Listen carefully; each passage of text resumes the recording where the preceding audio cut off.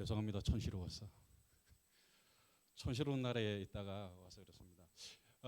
제가 인도네시아에서 살았거든요. 근데 우리 대부분 많은 분들이 인도네시아와 인도를 착각하시는 분들이 좀 많이 있습니다.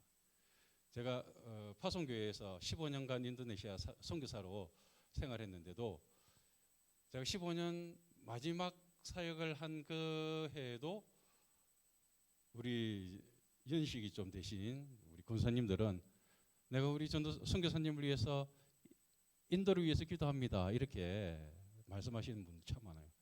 인도네시아와 인도는 엄연히 다른 나라인데 다 아시죠? 모르고 계신 분들이 분명히 있는 것 같은데 인도네시아와 인도를 딱 구별하기 가장 편하고 좋은 게 있습니다. 인도 남쪽 끝에서 인도네시아를 바라보면 딱 4시 방향이 있습니다. 나중에 집에 가셔서 지도를 찾아보시면 분명히 그렇게 써 있습니다. 인도의 남쪽 끝에서 인도네시아를 바라보면 딱 4시 방향이 있습니다. 그래서 인도네시아입니다. 이제 아시겠습니까?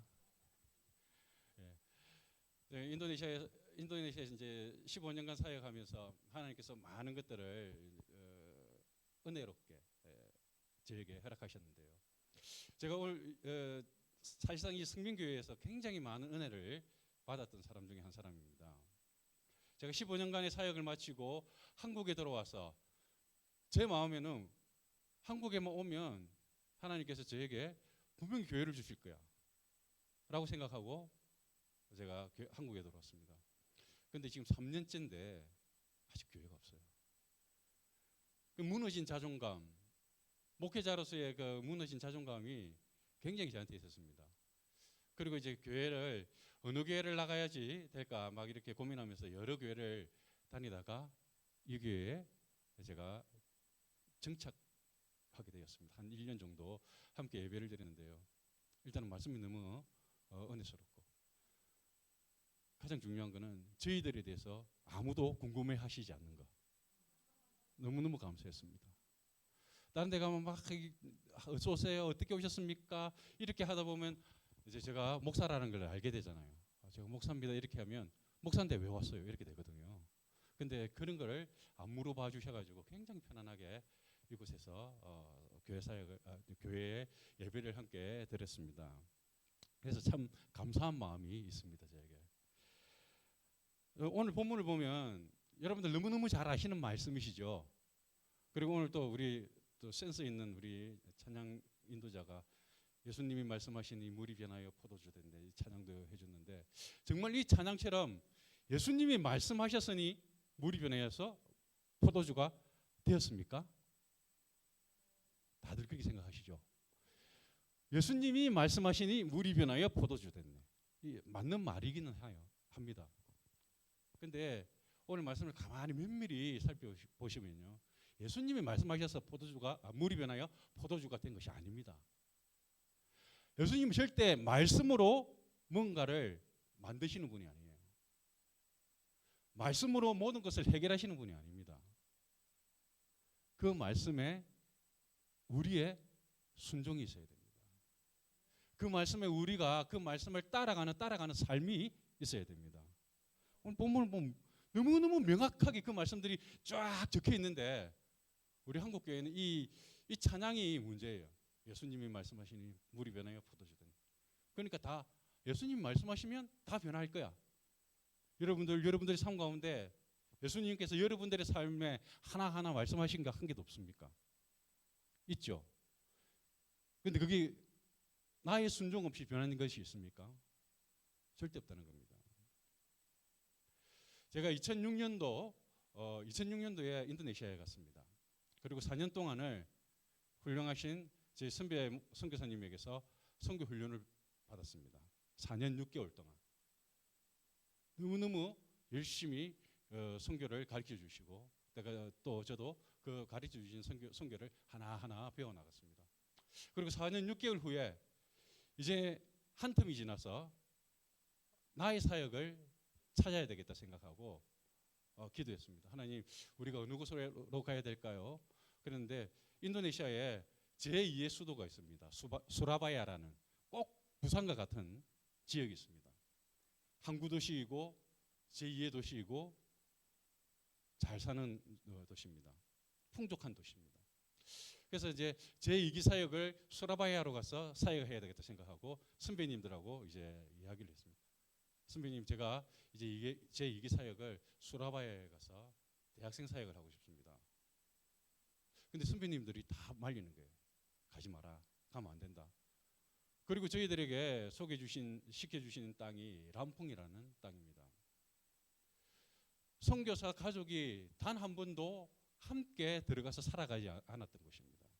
왜냐하면 강경 무슬림이 있고 수많은 이제 핍박이 있는 곳이고 발전되지 않는 곳, 쉽게 말하면 시골입니다. 깡촌입니다. 깡촌. 저희들이 들어갔을 때 우리에게는 너무나 흔한 맥도날드가 한 군데도 없었습니다. 처음에 정탐 여행을 들어갔을 때 맥도날드가 한 개도 없었습니다. 그리고 부젓한 몰도 하나도 없었습니다. 그런 곳으로 저희들을 선배님들이 보내는 거예요. 그래서 그 말씀을 듣고 집사람과 제가 한 달 반 정도를 계속 기도했습니다. 하나님, 우리가 이 말씀에 순종해야 됩니까? 하나님, 우리가 이 말씀 순종해야 됩니까? 계속 고민하면서 기도했습니다. 하나님 말씀을 안 하세요. 가라 마라 소리를 안 하세요. 한 달 반이 지났습니다. 이제 다시 선배님들과 만나서 이야기를 나눠야 될 때가 되었습니다. 그날 새벽에도 새벽 기도를 하고 하나님 말씀해 주십시오. 우리가 어느 곳에 가야 됩니까? 말씀해 주십시오. 라고 기도하고 나왔습니다. 말씀이 없어요. 그래서 제가 집사람에게 여보, 당신은 들은 거 있어? 물어봤습니다. 없다라고 이야기합니다. 그럼 우리가 선배님들이 말씀하시는 곳으로 가자 하고 순종하고 람풍이라는 곳으로 갔습니다. 가려고 하는데요, 수많은 선교사님들이 다 반대하는 거예요. 우리 교단 선교사님이 아닌 타 교단 선교사님, 장로교, 뭐 선교고 할 것 없이 저와 친한 선교사님들은 다 반대하는 거예요. 왜 그쪽으로 가려고 하느냐? 왜 그쪽으로 가려고 하느냐? 우리 큰아들 이삭이가 그때 딱 들어가는 시기가 중학교 입학할 시기였습니다. 이삭이가 중학교 가야 되는데 그곳에 학교가 어디 있느냐?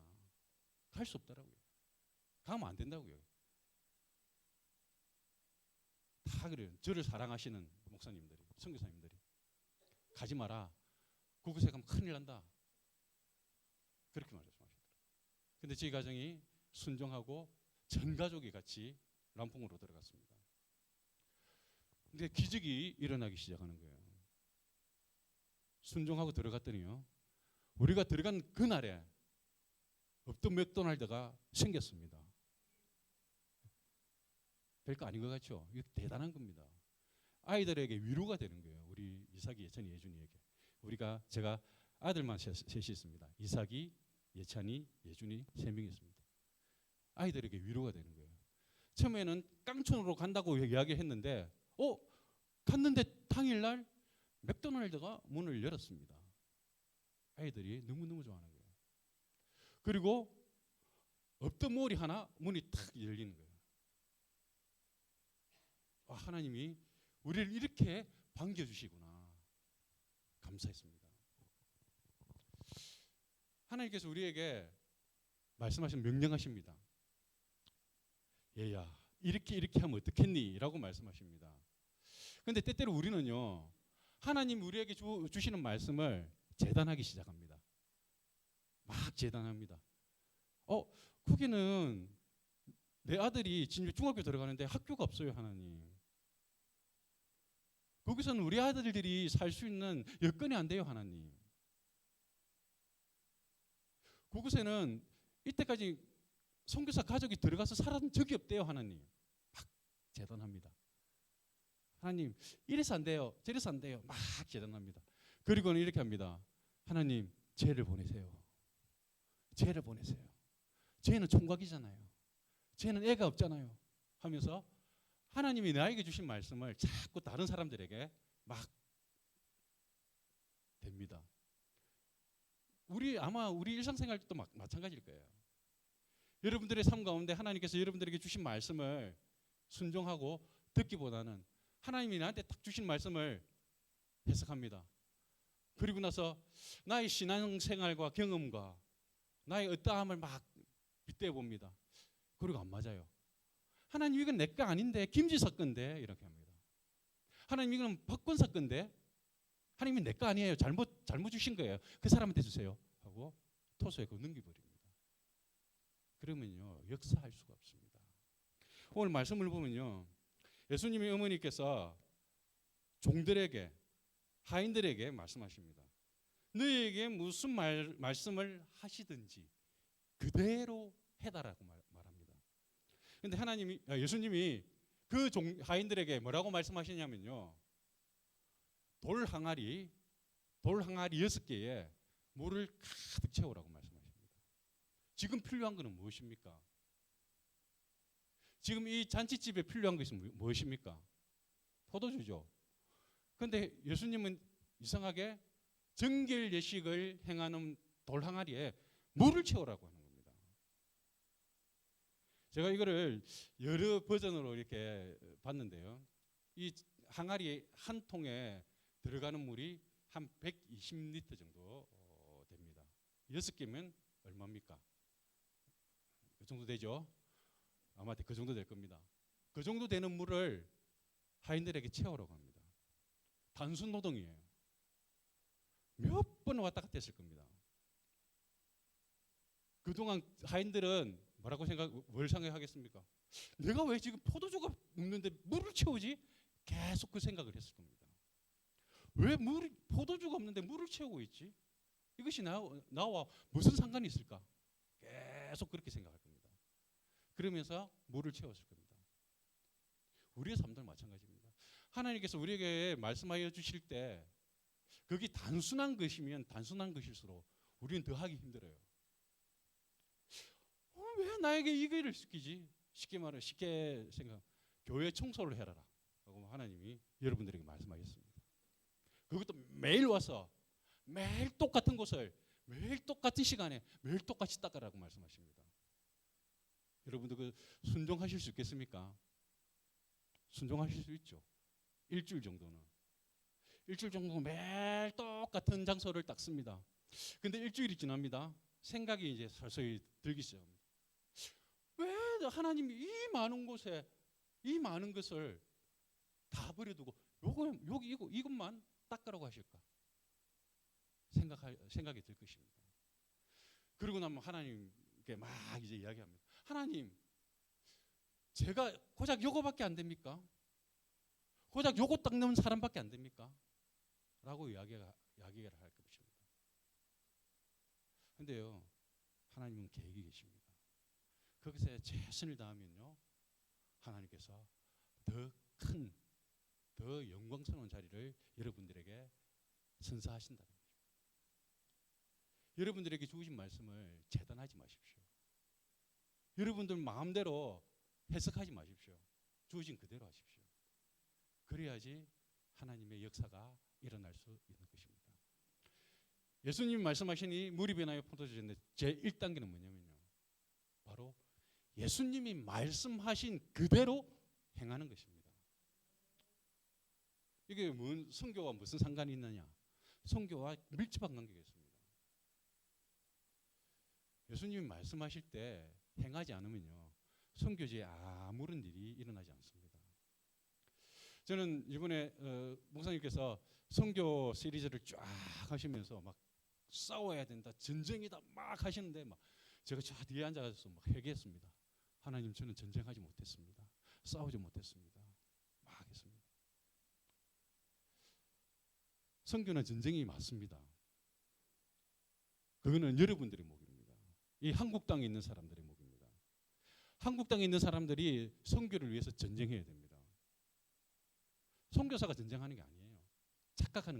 한국 교회가 착각하는 게 뭐냐면 선교사가 전쟁하러 간다라고 생각하는데 그게 아닙니다. 선교사는 축제를 하러 가는 겁니다. 예수님이 오늘 가나의 혼인잔치에 왔지 않습니까? 이거는 축제입니다. 축제. 이 축제에 가는 거예요.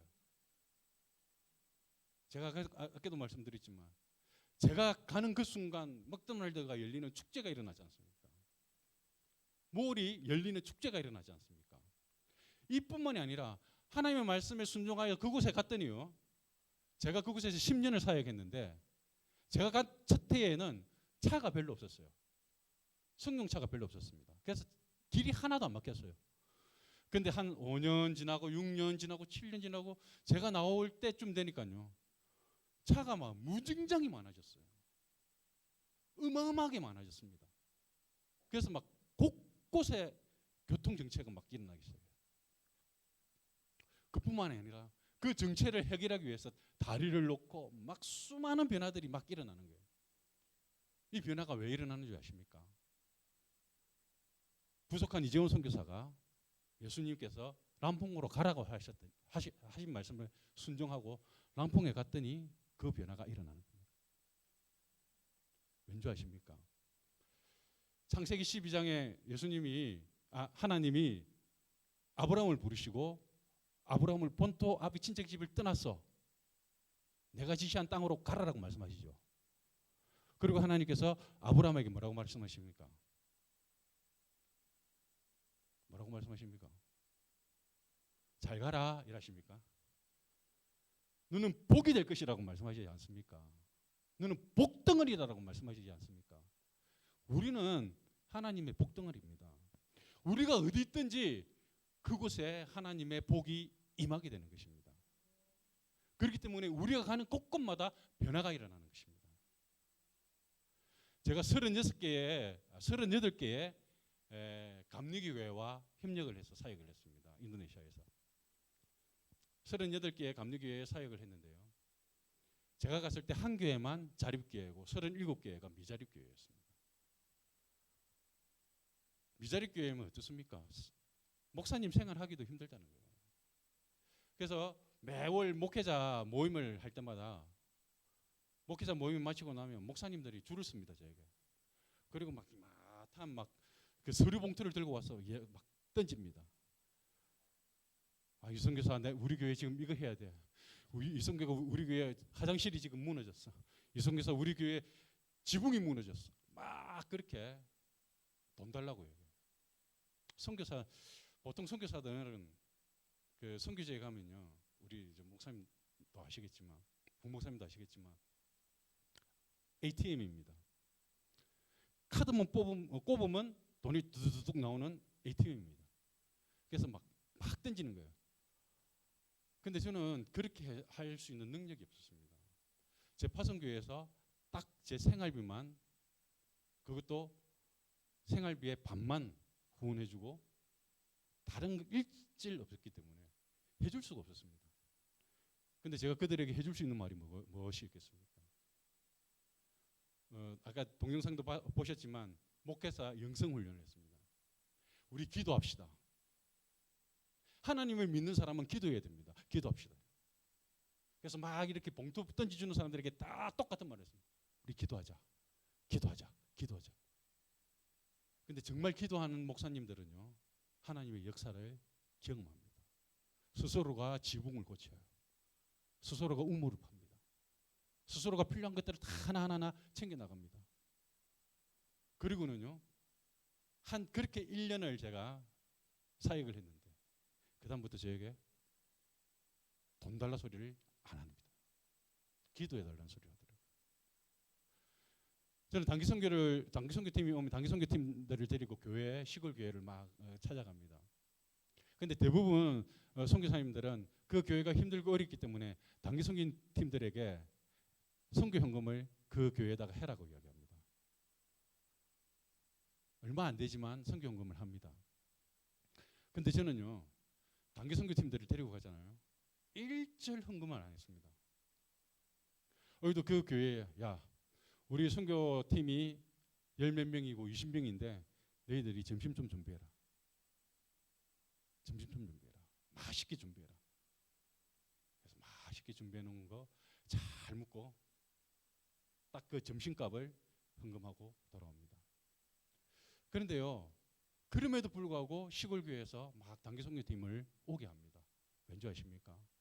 그 단기선교팀들이 그곳에서 무릎 꿇고 기도하고 눈물 흘리고 기도하고 하나님 이 교회를 세워주십시오. 근데 그 기도가 응답되고 이루어지는 것들을 봤기 때문입니다. 선교사님들이 선교지를 망치는 가장 첫 번째가 뭐냐면 돈으로 선교하는 것입니다. 선교는 돈으로 하는 것이 아닙니다. 오해하지 마십시오. 기도로 하는 것입니다. 하나님의 잔치가 이렇게 막 풍성하게 일어나는 겁니다. 선교지는. 제가 10년 동안 있으면서 한 번도 힘들어 본 적이 없어요. 정말 너무너무 행복하게 막 사역을 했습니다. 가는 곳마다 부흥이 일어나고 가는 곳마다 막 사람이 변화되어지고 가는 곳마다 막 그 지역의 경제가 살아나고 막 그런 것들을 경험하게 돼요. 하나님이 저를 람풍으로 가라고 하신 이유가 바로 이것이었습니다. 내가 생각하기에는 내 아들이 공부할 곳이 없고 우리가 그곳에서 휴식을 취할 것도 없고 뭔가 할 것도 없는 그곳에 가야 된다는 그 아픔이 있었지만 그 아픔을 딛고 주님의 말씀 따라 갔더니 변화되어지는 것을 보았습니다. 우리 아들 자랑을 한번 하겠습니다. 우리 아들들이요 인도네시아에서 처음으로 외국인이 국가 장학금을 받고 국립대에 들어갔습니다. 한 개도 안 놀랍죠? 왜? 내 일이 아니니까. 네 일이니까. 놀라운 일입니다. 우리 아들 첫째, 둘째가 인도네시아의 학교에서 공부하고 인도네시아 학교의 커리큘럼을 따라서 대학교를 진학했습니다.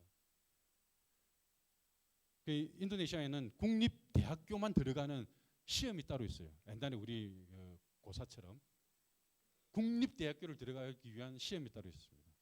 그것에 시험을 쳐서 국립대학교에 들어갔습니다. 그렇게 들어가면요, 첫 번째는 수재입니다. 너무 자랑을 해서 죄송한데 첫 번째는 수재고요. 그래서 대학교에서 따로 가르칩니다. 너희들은 수재다. 너희들은 다른 애들하고 다르다라고 계속 주입합니다. 너희들은 다른 애들하고 다르다고.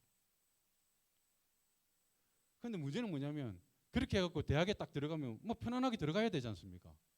학교에서 우리 아들들을 어떻게 치료해야 될지 모르는 거예요. 외국인이 희한하게 국립대학교 시험을 쳐갖고 들어왔는데 이 애들을 어떻게 처리해야 될지 모르는 거예요. 그래서 아들을 데리고 입학시키러 갔는데 입학을 못 시켰어요. 며칠간을 같이 있다가 결국 학교에서 결정하고 받아주게 되었습니다. 하나님의 말씀을 따라 순종해서 했더니 공부할 수 없는 지역이라고 말하고 애들 걱정했던 그 모든 걱정이 하나도 걱정거리가 아니었습니다. 가장 좋은 대학에 갔습니다. 그것도 우리 첫째 아들은 인도네시아 법학과를 졸업했는데 인도네시아 법학 대학으로서는 1등하는 대학에 합격했습니다. 둘째 아들은요 공과대학을 갔거든요. 우리나라의 공과대학에서 가장 유명한 데가 요즘은 카이스트죠. 카이스트보다 더 유명한 인도네시아 수라바야 국립공과대학에 합격했습니다. 이 수라바야 국립공과대학은요 미국 MIT하고 같이 교류하는 대학입니다. 그런 대학에 합격을 했다는 거예요. 만약에 제가 하나님께서 람풍으로 가라고 하셨을 때 하나님 그건 아닌 것 같은데요. 내 아들이 그래도 공부해야 되는데 해서 다른 곳으로 갔으면 이런 결과가 나타났을까요? 나타나지 않는다는 겁니다. 여러분들의 삶 가운데 하나님이 말씀하시면 그냥 그대로 순종하십시오. 그대로 순종하십시오. 따지지 말고 묻지도 말고. 두 번째, 2단계. 하나님의 역사가 물이 변하여 포도주 되는 역사의 두 번째 단계는 뭐냐면요. 죽음을 각오한 순종이 그곳에 있었다는 겁니다. 자, 어떠냐면요. 말씀을 보면 하인들에게 예수님께서 말씀하십니다. 이 물을 떠서 연회장에게 갖다 주어라라고 말하고 있습니다. 순종하실 수 있겠습니까? 순종할 수 있겠습니까? 물인데 금방 내가 떠와서 채웠던 물인데 그 물을 떠서 연회장에게 갖다 줘라라고 합니다. 순종할 수 있는 사람이 과연 몇 명이 있겠습니까? 근데 이 하인들은요, 그 말씀에 죽음을 각오하고 순종하고 물을 떠서 연회장에게 갖다 줬습니다. 만약에 그 물이 변하여 포로주가 되지 않았고 물이 그대로 물이 되어서 연회장이 마셨다는 거예요. 그 종들은 죽어도 마땅한 자들입니다. 왜냐하면 그때 하인들은요, 그때 종들은요, 지금 그런 생각한 거와 틀립니다. 주인의 소유물입니다. 그래서 죽도록 패갖고 오늘 안에 안 죽고 오늘 밤을 넘겨서 다음날 죽잖아요. 아무런 처벌을 받지 않습니다. 그런데 이 하인들이 그 물을 떠서 순종하며 나가서 줬습니다. 제가 이제 2010년에 남풍에 들어가서 사역을 하다가 2018년도에 인도네시아에 큰 쓰나미가 3번 왔습니다. 아마 한국에도 이야기가 됐을 거예요. 2018년도 8월 달에 롬복이라는 곳에 쓰나미가 확 왔습니다. 수만 명의 목숨을 앗아갔습니다. 여러분 롬복이 어떤 데인 줄 아시죠? 여러분들 잘 TV 보시면 윤식당 제 시즌 1 했던 곳이 롬복입니다. 윤식당 시즌 1이 마치고 바로 쓰나미가 와서 수만 명의 사람이 죽었습니다. 8월 달에. 그래서 막 한국 교회도 그렇고 막 인도네시아에 있는 한인 교회들이 막 엄청나게 막 그곳에 물자를 막 지원했습니다. 그런데 문제는요, 10월 달에 술라웨시라는 곳 지역에 또 쓰나미가 왔습니다.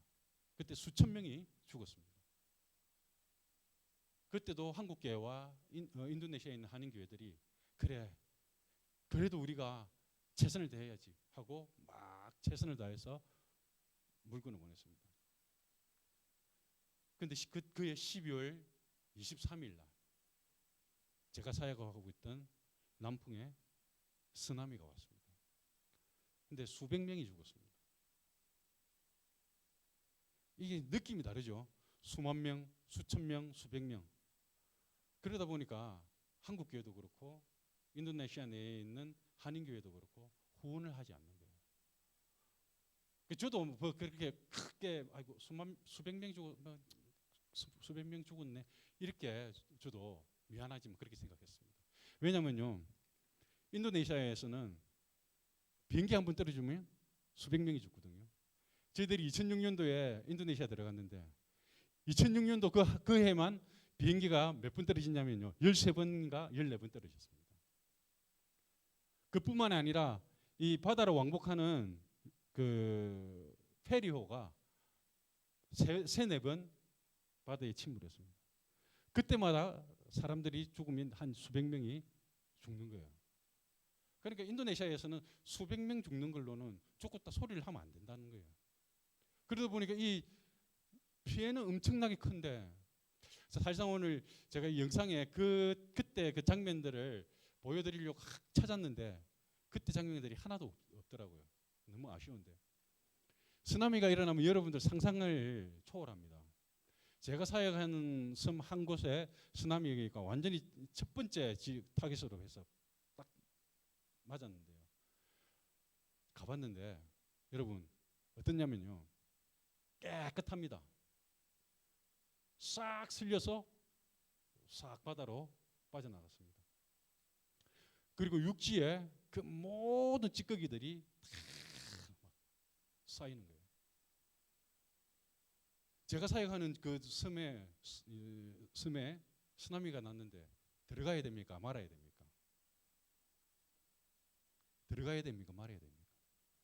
말아야 되죠. 맞습니다. 정답 딩동댕. 제가 그랬습니다. 안 들어갔어요. 근데 하나님께서 계속 저에게 주시는 마음이 뭐냐면 들어가라, 봐라, 보고 뭔가를 해라라고 말씀하시는 거예요. 그래서 제가 그랬어요. 하나님, 현지인들도 안 들어가는 그곳에 제가 왜 들어갑니까? 현지인들도 안 들어가고 지금 못 들어가고 있는 그곳에 그 있던 사람들도 다 지금 빠져나와가지고 육지에서 지금 뭐 기다리고 있는데 그곳을 왜 제가 들어갑니까? 못 들어갑니다. 안 들어갑니다. 못 들어가겠죠. 당연한 겁니다. 그런데 막 어떤 일이 있었냐면요. 한국 교회도 그렇고 한국 그 인도네시아에 있는 한인 교회도 그렇고 후원을 하나도 안 하는데 이러다가는 사역지가 큰일 나겠다 싶어가지고 인도네시아에 있는 한인 선교사 협회에서 돈을 모아서 그 돈을 람풍으로 보낸 거예요. 얼마나 값진 재정입니까? 그 재정을 저한테 이제 제가 람풍에서 제가 제일 오래된 이제 고참이니까 제게 사용하게끔 했습니다. 근데 이게 견물생심이라고 물질이 있는 곳에 마음이 싹 가는 거예요. 함께 사역하던 선교사님들이 우리 사역지도 지금 쓰나미로 인해 가지고 지금 큰일 났는데 왜 니만 그 돈 다 쓰려고 하느냐. 막 그런 일들이 일어나기 시작하는 거예요. 이게 어떻게 됐냐면 하나님이 들어가라 하는데 아니요 이따가 다음에 하고 막 밀고 있는데 이 일들이 터져버리는 거예요. 어쩔 수 없이 이제 사역지로 들어가야 되는 거예요. 근데 또 이 사람이 그렇지 않습니까? 나만 조금은 좀 그렇잖아요. 그래서 제가 들어가는 그 새벽에 우리 남풍 선교사회에다가 문자를 냈습니다. 제가 오늘 그 쓰나미 일어난 섬에 들어가려고 합니다. 함께 가실 분들은 새벽 5시 저희 집 문 앞으로 와주십시오. 안 올 줄 알았어요. 아무도 안 올 줄 알았어요. 근데 두 분이 아이고 같이 갑시다 하고 또 왔네요. 그리고 어쩔 수 없이 안 오면 저도 안 갈래 했습니다. 솔직히 안 오면 그래 안 오잖아 안 가야지 했는데 두 분이 오신 거예요. 모시고 제 사역지를 방문했습니다. 놀라운 역사가 일어나는 거예요. 그분들이 그 쓰나미 일어난 지역을 딱 보고는요. 이선교사 이번에 후원 들어온 모든 재정은 이곳에 쏟아 부어야 되겠다. 제가 15년 동안 사역하면서 단 한 번도 한국 교회에다가 제가 사역해야 되는데 돈이 없습니다. 돈 좀 주십시오라고 한 번도 편지 적은 적이 없습니다. 딱 한 번 이 쓰나미 때 재정 후원 좀 해주십시오 하고 제 파송교회에다가 보냈습니다. 기도해 주십시오. 재정이 없습니다. 기도해 주십시오. 헌금 좀 해주십시오 했는데 우리 파송교회에서는요. 기도만 해주시더라고요. 재정이 안 오더라고요. 그런데 어떻게 소문을 듣고 제가 사역하는 곳에 쓰나미가 났다는 것을 소문을 듣고 저게 저 분당인가 성남에 있는 선한목자교회 아마 여러분도 아시는 목사님 유기성 목사님이라고 제 청년 때 결혼 조례를 해주신 목사님입니다. 그 목사님 교회에서 후원을 해준 거예요. 우리가 그때 2천만 원인가 한 3천만 원인가를 후원했을 거예요. 후원하는데 이거는 어떻게 써야 되냐면 꼭 한국교회는 단서 조항이 있습니다.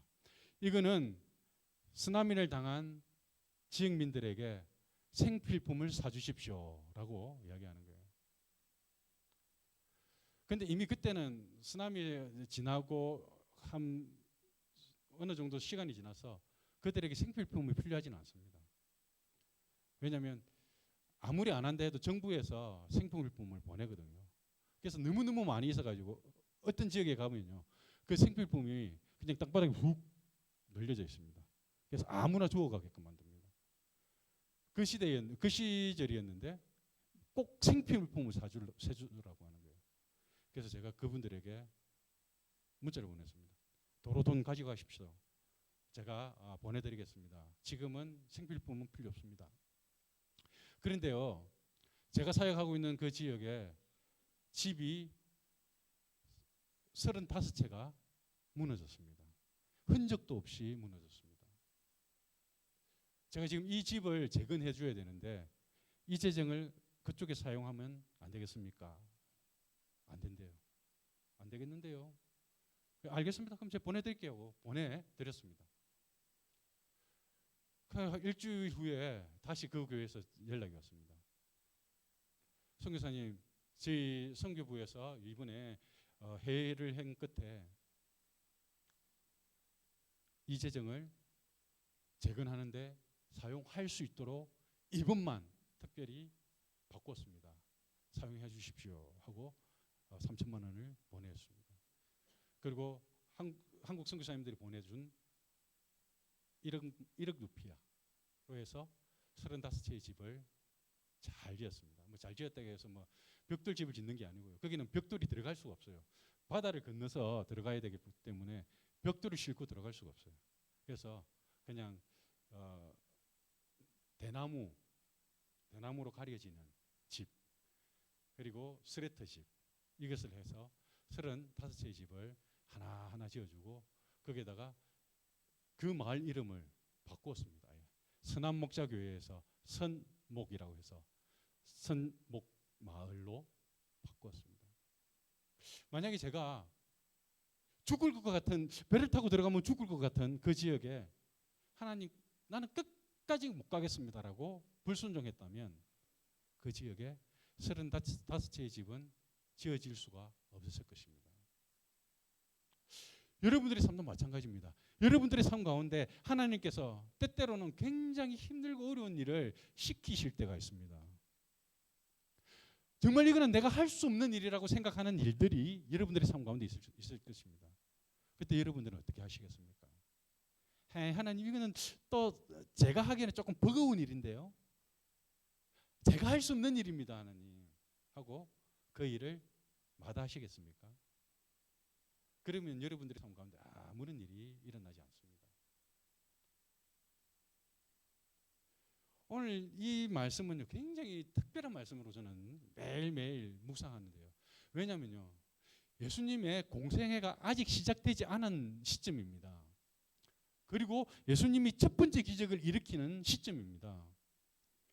여러분, 만약에 여러분들이 이 지역에서 뭔가 힘을 얻을 수 있는 기적을 만든다면 어떤 기적을 만드시겠습니까? 안전병기를 일으킨다든지, 다 죽어가는 사람에게 가서 기도한다든지, 정말 다 쓰러져가는 그 가문을 위해서 기도하였더니 그 가문이 확 변화되어서 이 지역에 유지가 되었다라든지, 이런 기적이 일어나면 여러분들 얼마나 좋겠습니까?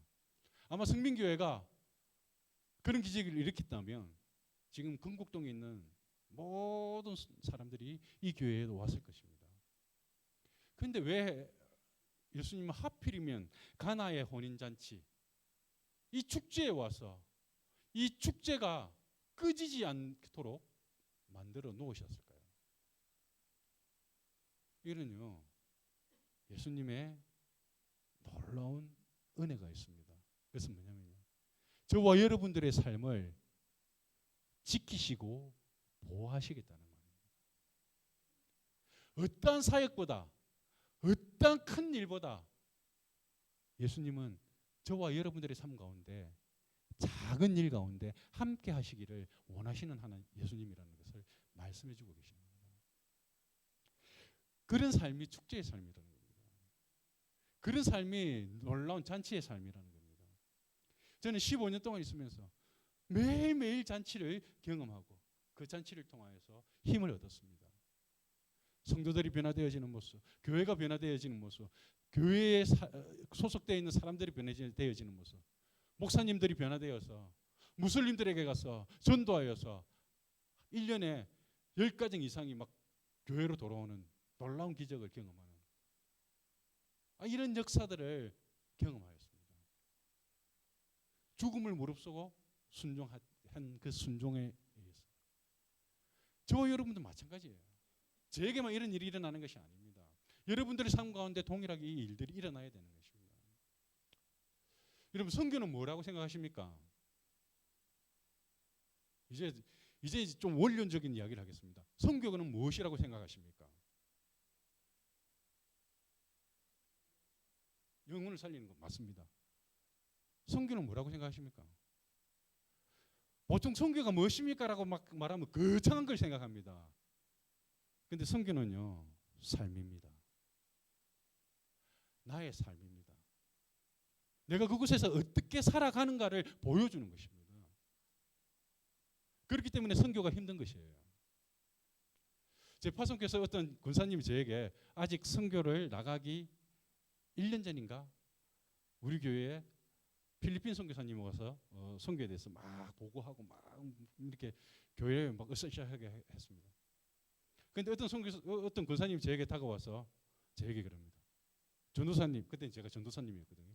전도사님 언제 죽으러 갑니까? 이러더라고요. 많은 사람들이 오해하는 게 선교는 죽으러 가는 거라고 생각하십니다. 보십시오. 선교지에 가서 제가 죽었습니다.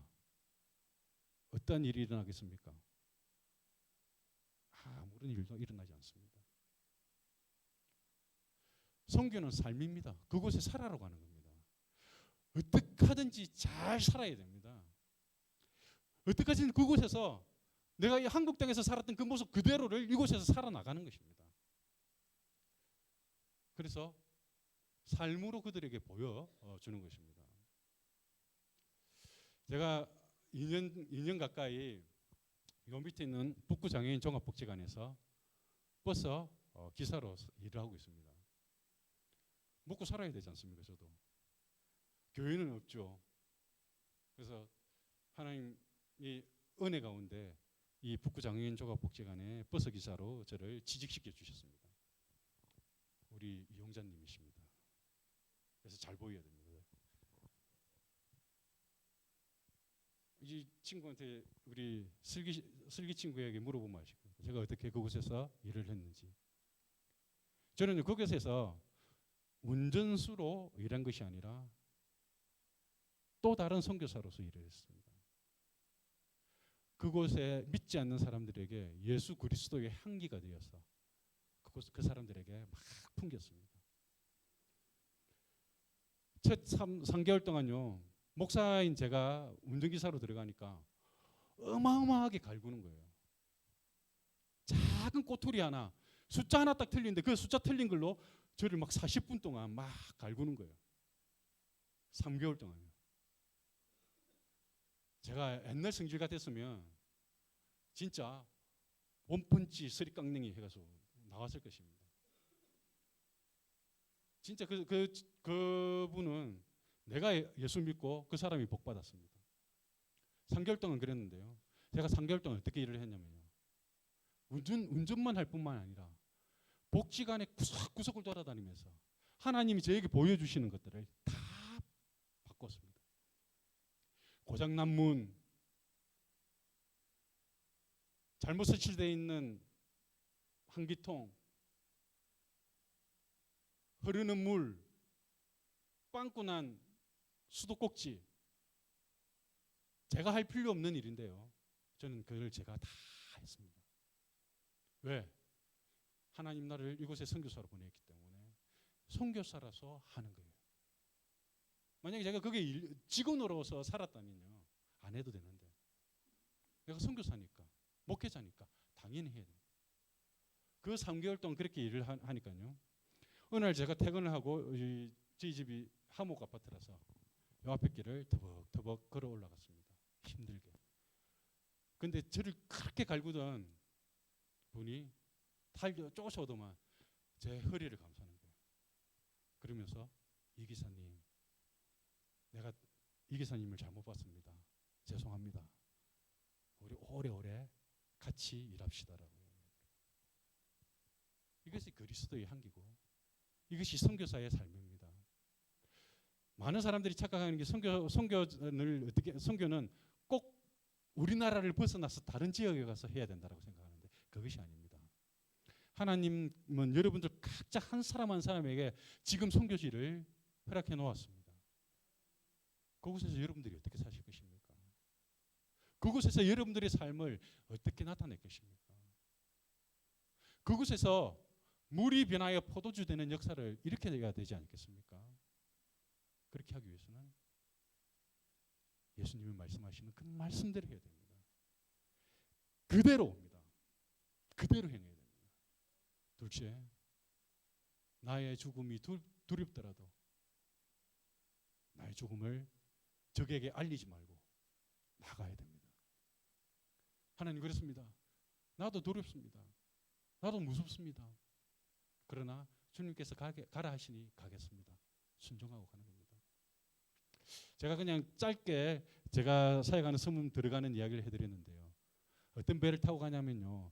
여러분들 그 동남아 그 관광하는 프로그램을 보면 보실 겁니다. 바다를 건너가야 되는데요. 한 요 정도 폭이 되는 쪽배예요. 그리고 다리가 대나무 다리로 이 날개를 달아놓은 배를 타고 들어가야 됩니다. 그런데 그 앞바다에는요, 그 배만 가는 게 아니라 무역선도 지나갑니다. 어떨 때는 우리가 배를 타고 가는데 막 컨테이너선이 한번 싹 지나가면요, 그 물길이 출렁하면요, 정말 이제는 주님을 만나러 가야 되구나 생각할 정도로 출렁거리는 그런 바다입니다. 그러니까 가기가 되게 두려워요. 너무너무 무서운 것이었어요. 그럼에도 불구하고 주님께서 가라고 하시니 가는 거예요. 왜? 내가 그곳에 빠져 죽는 것보다 더 무서운 것이 무엇입니까? 나중에 천국 가서 하나님 앞에 설 때가 아닙니까? 나중에 내가 천국 가서 하나님과 대면할 때가 아니겠습니까? 그때 하나님이 착하고 충성된 종아 라고 말씀하시든지 악하고 게으른 종아라고 말씀하시든지 둘 중에 하나지 않습니까? 그게 더 무섭다는 겁니다. 그러니까 빠져 죽는 거는 죽고 나면 순교고 막 아마 제가 만약에 빠져 죽으면요, 순교자로서 막 감리교 홈페이지에 막 올라가 이재훈 선교사 순교하다 막 이렇게 멋지게 장식할 것입니다. 선교사로서 가장 명예로운 삶일 수가 있죠. 어찌 보면. 그런데 그런 죽음의 순간을 디디고 나가는 것이 선교사의 삶이라는 겁니다. 여러분들의 삶은 그렇지 않습니까? 똑같습니다. 여러분들도 지금 현재 죽음을 각오하고 살아나가고 계시지 않습니까? 그런데 그 죽음을 각오하고 살아나가는 그 삶을 주님의 말씀으로 바꿔 나가시길 바랍니다. 주께서 말씀하시는 것으로 바꿔 나가길 바랍니다. 그래서 그 말씀대로 살아나갔더니 주께서 이렇게 역사하셨다라는 삶, 그 삶을 살아가길 축복합니다. 주님께서 오늘 저에게 짧은 시간, 죄송하지만 저는 한 번 설교하면요 1시간 반 이상 하거든요. 근데 지금 제가 시계를 보고 지금 6시라서 마쳐야 될 것 같다라는, 마쳐야 되겠죠. 마쳐야 될 것 같은 부담감이 있어서 마치려고 합니다. 두서없이 말씀드렸는데요, 선교는요 전쟁이 아닙니다. 지금 러시아하고 전쟁하고 있죠. 한 1년 넘었습니까? 1년 넘은 가까이 간 1년 넘었죠. 여러분들 어떻습니까? 마음에 막 피로가 오죠. 힘들죠. 막 러시아 이야기하고 우크라이나 이야기하면 막 답답함이 먼저 오죠. 전쟁은 그렇습니다. 만약에 우리가 선교를 전쟁이라고 생각하면 똑같은 현상이 일어납니다. 막 답답합니다. 내일은 어떻게 싸워야 되지?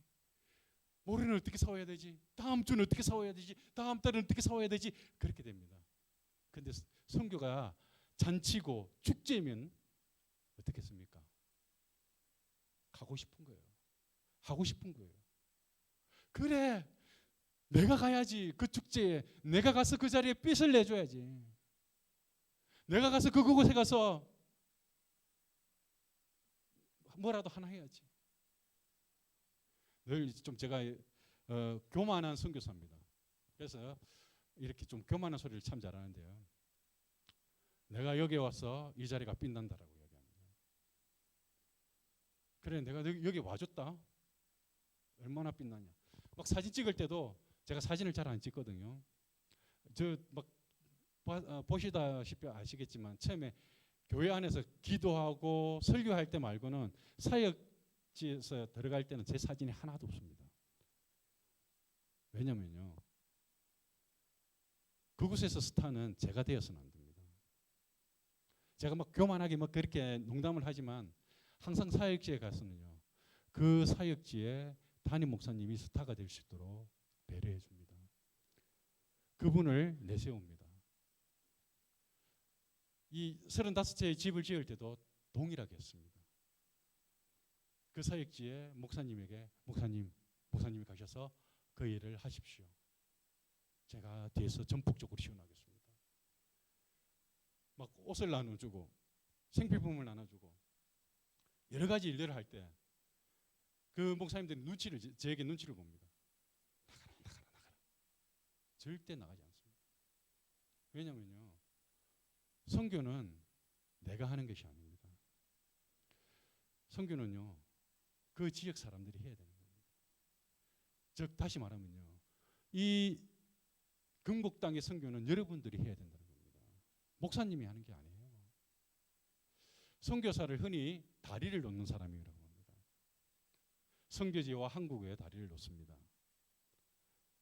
더 크게는 이 선교지와 하나님과 다리를 놓습니다.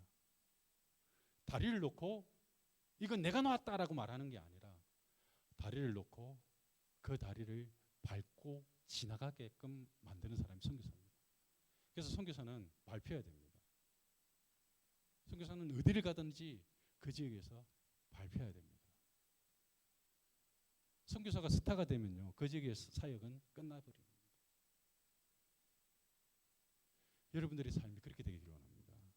여러분들이 가서 어떤 지역에 있든지 그 지역이 빛나는데 그럼에도 불구하고 여러분들이 가장 밑에서 밟히는 삶, 그 지역을 빛내고도 밟혀주는 삶, 그리고는 주님, 내가 주님과 이 지역을 다리를 놓았습니다. 기쁩니다. 감사합니다라고 하는 삶.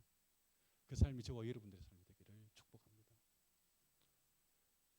마지막으로 말씀을 드리는 것은 오늘 이 말씀 중에 가장 즐겁고 기쁜 사람이 누굴까요?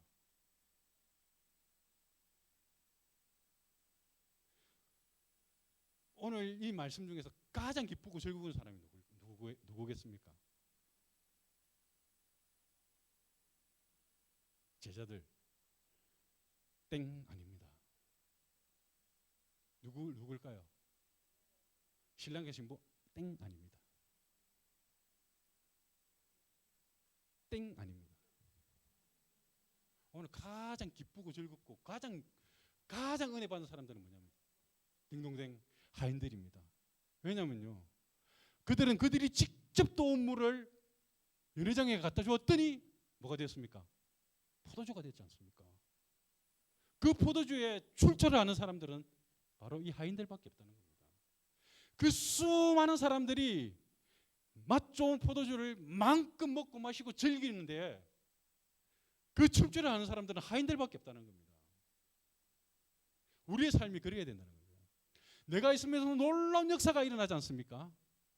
하나님은 오늘 이 시간에도 수많은 기적과 수많은 역사를 일으킵니다. 그 수많은 역사와 수많은 기적을 일으키는 그때 내가 순종하여서 그 역사가 일어났다면 그 역사를 통하여서 가장 기쁜 사람이 누구겠습니까? 바로 나라는 겁니다. 선교사가 바로 그런 사람입니다. 여러분들이 그런 사람이 돼야 안 되겠습니까? 하나님이 말씀하시고 그 말씀을 순종하였더니 놀라운 역사가 일어났습니다. 그런데 내가 그 자리에서 유일하게 나만 그 역사의 출처를 안다는 겁니다. 하나님이 나를 통하여서 이 일을 이루어 주셨다라 말씀하는 겁니다. 그런 삶을 살아야 된다는 겁니다. 하인 같은 삶을 살아야 된다. 물이 포도주 되어 변화되어진 그 기적을 내가 일으켰다. 얼마나 기쁘겠습니까? 저와 여러분들의 삶이 그런 삶이 되어야 된다. 그렇게 하실 수 있겠습니까? 결단하셔야 됩니다. 이거는 결단입니다. 목사님은 하시죠. 선교사만 하시죠. 그게 아니라 하나님, 이제 내가 내 지역에서 나를 통하여서 일어나는 수많은 기적과 역사를 내가 보고 내가 기뻐하고 내가 즐거워하겠습니다. 하나님, 나를 사용하여 주십시오라고 결단하는 겁니다. 오늘 이 말씀의 핵심은 바로 이겁니다. 하인들의 기쁨을 저와 여러분의 기쁨으로 만드는 것입니다. 하인들이 경험하였던 그 기적을 저와 여러분들이 동일하게 경험하는 것이 선교라는 것입니다. 선교 별거 아닙니다. 저도 그 선교지에 가서 뭐 많이 한 것 같이 보이지만 아무것도 안 했습니다. 같이 살아주었습니다. 살다 보니 뭔가가 보이는 거예요. 그것을 위해서 기도했습니다.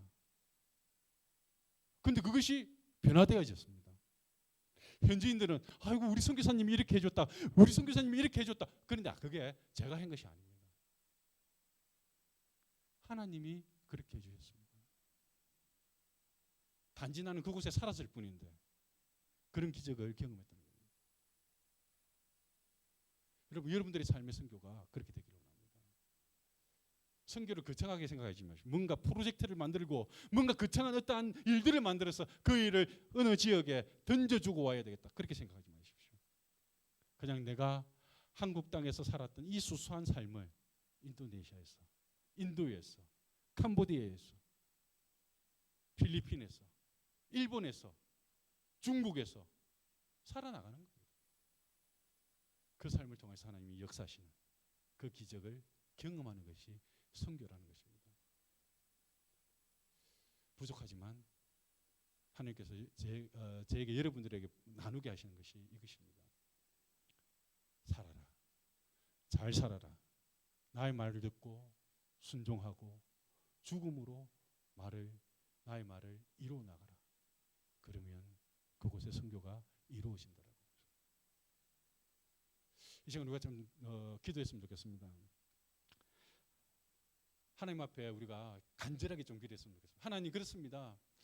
이때까지 선교를 막연하게 어떤 일을 해야 된다라는 생각을 했는데 하나님, 이제 내 삶이 선교가 되기를 원합니다.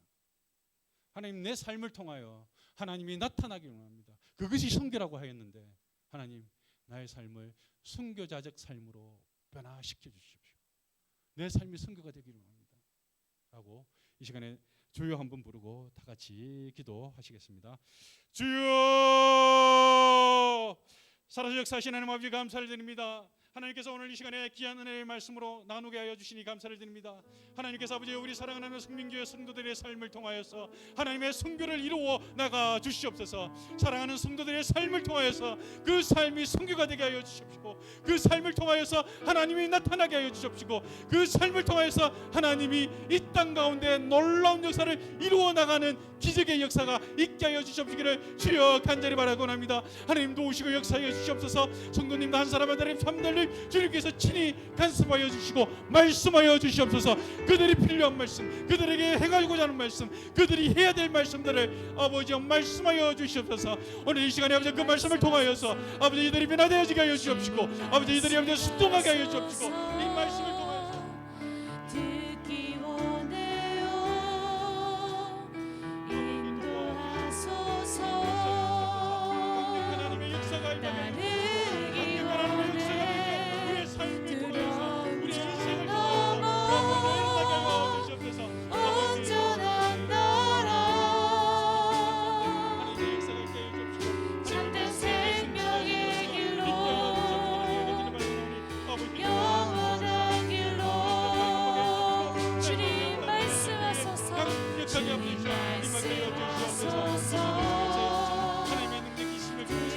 하나님의 역사가 아버지 미국 가운데 임할 줄 믿습니다. 하나님 아버지 도우시고 역사하여 주시옵소서.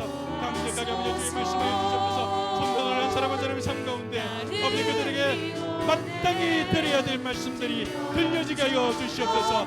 들려진 말씀들이 행해지게 하여 주시옵소서. 그 말씀들이 이루어지게 하여 주시옵소서. 그 말씀들이 성취되게 하여 주시옵소서. 그래야 해서 우리의 삶을 통해 하나님의 역사가 강력하게 역사되어 임하여 주시옵소서.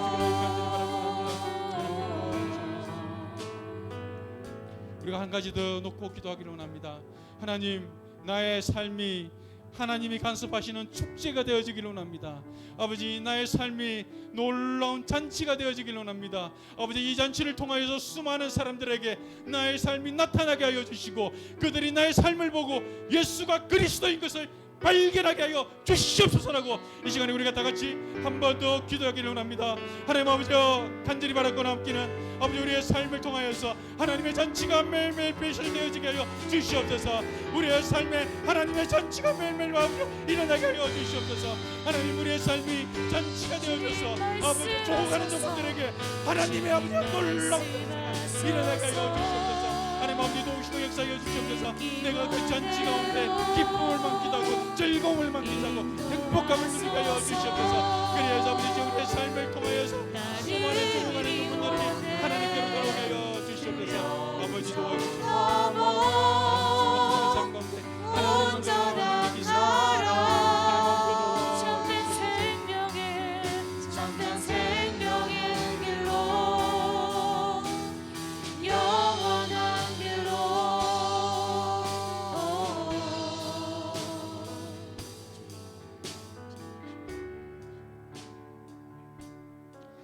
사랑해 주님 감사합니다. 부족한 종이 두서없이 말씀을 전하였습니다. 하나님 들려질 말씀들이 사랑하는 성도들의 삶 가운데 귀에 꽂혀지게 하여 주시옵소서. 마음밭에 심겨지게 하여 주시옵소서. 행동으로 옮겨지게 하여 주시옵소서. 역사함으로 나타나게 하여 주시옵소서. 그래서 하나님의 말씀을 듣고 그치는 것이 아니라 이제는 그 말씀을 나의 삶 가운데서 이루어내는 삶을 살게 하여 주시옵시고 성취하는 삶을 살게 하여 주시옵시기를 간절히 바라고 나오니 주님 사랑하는 성민교회 성도들 한 사람 한 사람의 삶 가운데 하나님이 벼슬해 놓으신 천국잔치에 임하게 하여 주시옵시고 이들의 천국잔치를 보고 수많은 죽어가는 영혼들이 예수님께로 돌아오는 역사가 있게 하여 주시옵소서. 하나님 성민교회가 소문나게 하여 주시옵소서. 하나님의 잔치가 매일매일 배설되어지고 열려서 이곳 가운데에서 하나님의 놀라운 은혜와 능력이 나타난다라고 고백되어지는 교회가 되어지게 하여 주시옵소서. 그래서 이 건국당 가운데 죽어가는 영혼들이 하나님께로 돌아오는 하나님의 귀한 도구로 사용되어지는 교회 되어지게 하여 주시옵소서. 하나님의 역사가 이곳 가운데 임함으로 말미암아 하나님의 놀라운 능력이 임할 줄 믿습니다. 성도들의 삶이 그런 삶이 되어질 줄 믿습니다. 하나님 이제는 하나님의 말씀을 들을 때 나의 생각과 나의 마음으로 재단하지 않게 하여 주시옵소서. 고지 곧대로 듣게 하여 주시옵소서. 순종하며 나아가게 하여 주시옵소서. 그래야여서 물이 포도주 되는 역사를 나로 통하여서 이루어지게 하여 주시옵소서. 하나님 도와주시옵소서. 우리가 주의 동무가 되어지기로 나오니 주님 우리를 마음껏 사용하여 주시옵소서. 그렇게 하실 주님을 찬양하며 예수님 이름으로 기도드렸습니다.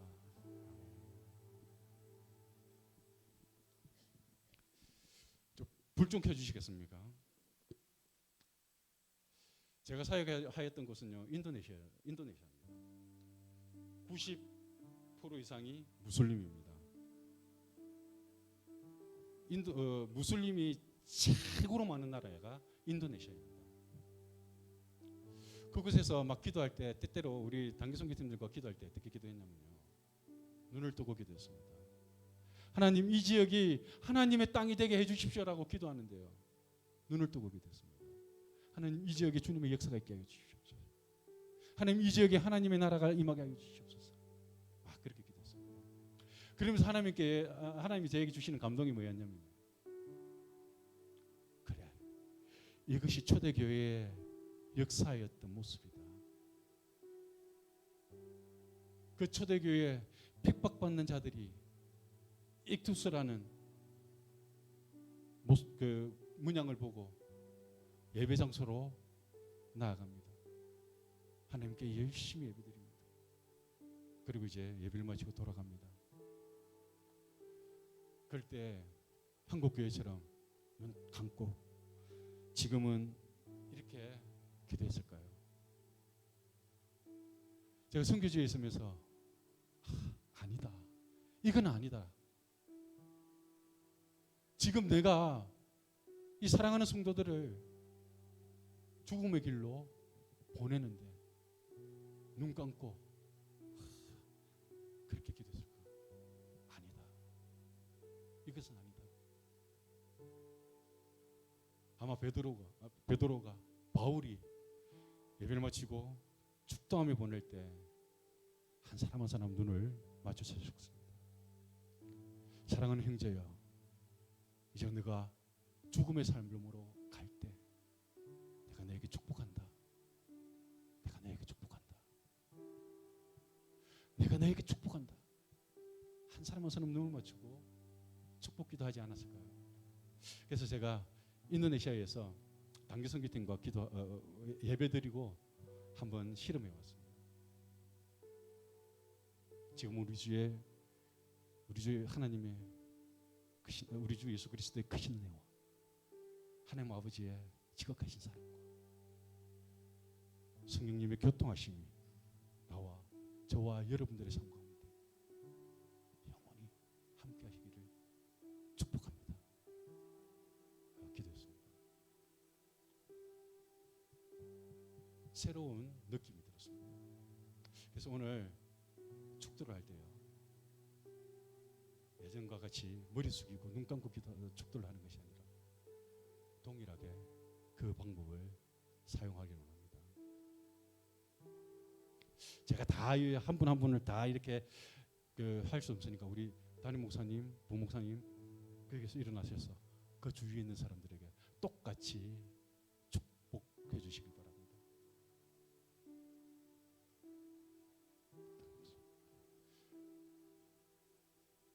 제가 또 한 가지 놀란 건 인도네시아에서 한국에서는 이 축복 기도를 담임 목사님 하지 않습니까? 목사님 하시지 않습니까? 인도네시아에서는요, 전도사가 합니다. 단지 목사님은 손을 들고 축복 기도합니다. 전도사는 손을 내리고 축복 기도합니다. 아, 얼마나 성경적입니까? 전도사가 있는 교회는 평생 가도 축복 기도를 받을 수 없는데 우리나라에서는 인도네시아는 그렇게 하는 거예요. 신선한 충격을 받았습니다. 또 한 가지, 연합 예배를 드리는데요, 마지막에 우리 이제 여기는 당회장님, 노회장님이라고 하는 것 같은데, 이 인도 감리교는 감독님이라고 합니다. 조기 축구 감독인지 뭔지는 모르겠지만 감독님이라고 합니다. 감독님이 모든 그곳에 있던 목회자들이 다 앞으로 나오겠습니다. 그리고요, 감독님도 손을 들고 목사님들도 손을 들고 전도사님들은 성도들을 바라보면서 축복기도를 합니다. 와, 너무너무 멋있네요. 그래서 제가 오늘 이 시간 여러분들을 험난한 세상으로 파송하면서 주님의 마음으로 여러분들 한 사람 한 사람을 축복하기를 합니다. 지금은 우리 주 예수 그리스도의 크신 은혜와 하나님 아버지의 극진하신 사랑과 성령님의 말할 수 없는 축복하심이 저와 여러분에게 영원토록 함께 하시기를 간절히 축원합니다. 여러분들의 삶 가운데 좀 일어났으면 좋겠습니다. 여러분들도 동일하게 할 수 있습니다. 여러분들 사랑하는 여러분들의 친구들에게 그렇게 좀 축복하기를 바랍니다. 목사님 괜찮겠습니까? 제가 목사님께 허락을 받겠습니다. 성도님들 일어나 주십시오. 제 말을 따라 하시면 됩니다. 근데 한 자리에서 잊지 마시고 정말 축복해 주고 싶은 사람 하십시오. 그리고 그에게 제가 한마디 한마디 할 때 따라 하시길 바랍니다. 출발하십시오. 머물러 있지 마십시오. 성교는 뭐라고 했습니까? 하나님 말씀을 순종하는 것은 움직이는 겁니다. 좀 여러분들에게 이단스럽습니까? 제가 이단스럽습니까? 저는 정통 감리교 교단의 정통적인 목사님입니다. 저보다 더 정통적인 사람이 없습니다. 그런데 이 축복 기도는 그렇게 하고 싶습니다. 왜냐면요, 제가 담임 목사님하고는 말씀을 드렸지만 어쩌면 이번이 여러분과 저의 마지막일 수가 있습니다. 하나님께서 3년 동안 저를 단련시키고 이제 하나님께서 저를 교회로 가게 하시는 것 같습니다. 정확하지는 않지만 인천 교회의 부담임 목사로 갈 준비를 하고 있습니다. 이거는요 아주 놀라운 일입니다. 제가 지금 53살이거든요. 이 나이는 담임 목사님으로 가기도 힘든 나이인데 지금 본목사님으로 가게 되었습니다. 그래서 제가 여러분들에게 꼭 이렇게 좀 해드리고 싶습니다. 축복해드리고 싶습니다. 여러분들도 좀 움직이십시오. 지금은 우리 주 예수 그리스도의 크신 사랑과 하나님 아버지의 지극하신